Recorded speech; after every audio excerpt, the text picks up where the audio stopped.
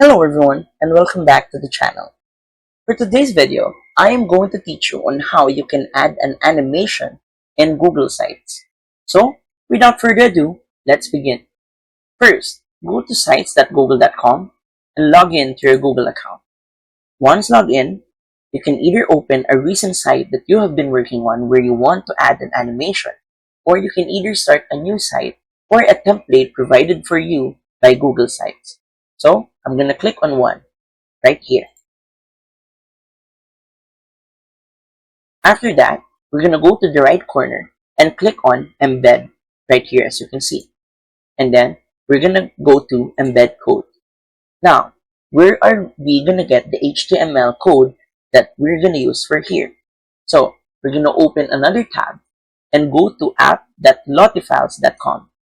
This is where we're going to add the animation that we're going to use for our site. So we can scroll down from the main dashboard once you've made an account, and we can click on the free community animations that we can use. So click on one.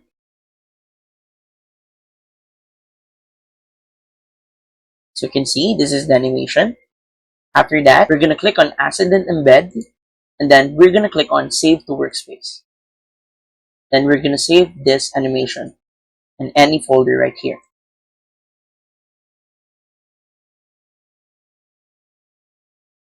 Now, we will be redirected to another tab where we're going to see the HTML code needed for us to copy this animation to our Google site.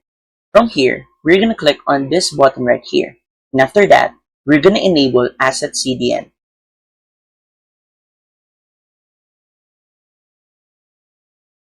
Once you enable that, scroll down until you see the code for this animation. So we're going to copy all of that, and then we're going to go back to our site and paste it here and click on Next. After that, click on Insert, and you should see the animation right here available for you to use on your site. And that's it.